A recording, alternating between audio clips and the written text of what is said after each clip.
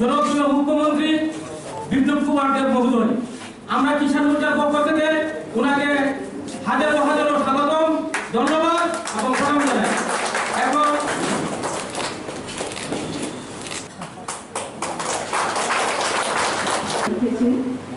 যোগ সরকার ক্ষমতায় আবার প্রক্রিয়াকরণ শিল্প ত্রিপুরার উন্নয়ন করার মাধ্যমে বনাঞ্চলে সুফল নিয়েছেন, পরিকল্পনা নিয়েছে। সেই কমপ্লেন তাদেরকে নিয়ে সেই যে অফিসারটা দিয়েছে, রাজ্য সরকার সেই সিদ্ধান্ত নিয়েছে, নরেন্দ্র ভাই মোদী সেটা দিয়েছে। রেশনের চাল আনতে হতো 5 কেজি 10 কেজি যাই হোক, কিন্তু আমার খেয়াল আছে লাল লাল চাউল খেতে হতো তৎকালীন সময়। এখন কিছু চেঞ্জ, ক্যাপসুলের মতো চাউল ছিল মোটা মোটা, তার মধ্যেও চাউলের মানে লেগে থাকতো 10টা 12টা একসঙ্গে লেগে থাকতো। মা অনেক চেষ্টা করতো যে এগুলোকে ভাঙার জন্য, এত টাইট জলের মধ্যে ভিজিয়ে রাখতে হতো। ওই চাউল খেয়েছি আমরা রেশন সময়। আজকে ত্রিপুরাতে যখন এই FCI এখানের চাউল প্রক্রিয়া করবে, কি ধান কোন কিনবে? গোমতি ধান কিনবে। কি ধান কিনবে? স্বর্ণমসুরি ধান কিনবে।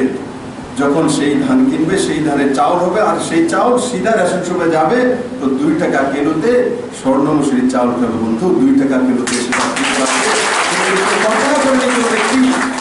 কোন গরিব ব্যক্তি আমাকে নিমন্ত্রণ করতে চায় তো 2বার 4বার মানে আগে পিছিয়ে যাবে। মুখ্যমন্ত্রীকে খাওয়াবো, স্টেট প্রেসিডেন্টকে খাওয়াবো, আমার বাড়িতে তো রেশনের চাল মোটা মোটা চাল দাদা খাই বলে জানি, ওই বলি হিম্মত করে না। কিন্তু আজ মানতা হুঁ, আমি বিশ্বাস করি যে FCI যখন প্রকিউরমেন্ট শুরু করবে এবং কৃষকদের কাছে টাকা যাবে এবং 2 টাকা কিলো দিলে ওই গরিব কৃষক আবার যখন রেশন শপ থেকে চাউল উঠাবে, স্বর্ণমসুরি চাউল নিয়ে বাড়িতে যাবে, লোকাল চাউল খাবে, ছেলে মেয়েকে নিয়ে। আর আমি যদি বলি যে তোমার বাড়িতে ভাত খাবো, সে এক বাবা মানে পিছিয়ে যাবে না, তুরন্ত দাদা খান, আমার বাড়িতে খান, আমার বাড়িতে স্বর্ণমসুরির চাউল আছে।